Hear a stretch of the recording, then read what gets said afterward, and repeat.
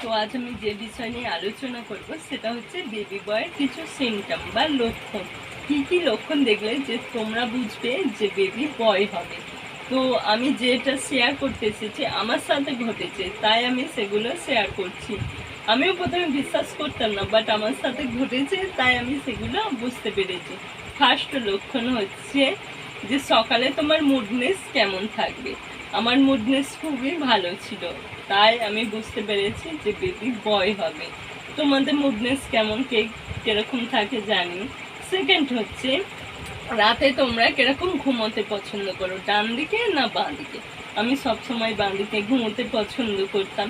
এটা হচ্ছে সেকেন্ড লক্ষণ। থার্ড লক্ষণ হচ্ছে বেবির হার্টবিট কিরকম থাকবে। প্রথমে ছিল বেশি, তারপরে হচ্ছে কম, তারপরে হচ্ছে আরও কম। আমার রিপোর্টে এরকম ছিল। তো আমি এটা দেখে প্রথমে বিশ্বাস করতাম না যে এরকম হয়, এরকম হলে বেবি বয় হবে। তো আমি বিশ্বাস করতাম, কিন্তু রিপোর্টে দেখলাম এরকম হয়েছে। তারপর যখন আমার বেবি বয় হয়, তারপর আমার বিশ্বাস হলো যে না, এরকম রিপোর্টে হলে বেবি বয় হয়। তো চলো তোমাদের সাথে শেয়ার করছি আমার রিপোর্ট কার্ডগুলো। এটা হচ্ছে আমার 6 উইক্সের রিপোর্ট। তো আমার 6 উইক্সে আমার হার্টবিট ছিল বেবির 120। তো হার্টবিট ছিল প্রথমে 120। তো এখানে ফিটাল হার্ট রেট বলে লেখা থাকে। তো কার কিরকম লেখা থাকে ওতে জানি না, যার যেরকম থাকে। তারপর ছিল 18 উইক্সে। তারপর 18 উইক্সে আমার ছিল আমার না, বেবির হার্টবিট ছিল 152। তো 18 উইক্সে ছিল 152 হার্টবিট।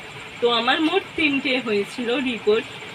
তো আর একটা হচ্ছে আমার হয়েছে 34 উইক্সে, যে 34 উইক্সে, তখন ছিল 141। আসলে সব ওলট পালট হয়ে গেছে, তো ওই জন্য দেখাতে অসুবিধা হচ্ছে। ছিল 141 হার্টবিট। তো এটা লাস্ট।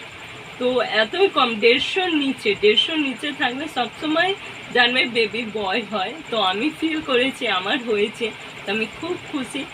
তো বেবি বয় হয়। এবার কার কিরকম হয়েছে জানি না। তো তোমাদের কার কোনটা সিমটম দেখা দিয়েছে বা কার কি হার্টবিটটা দেখা দিয়েছে বেবির বয় গার্ল। মোটামুটি হচ্ছে 150-র নিচে থাকলে বেবি বয়, আর 150-র উপরে থাকলে বেবি গার্ল হবে। তো এটাই আমার শেয়ার করলাম।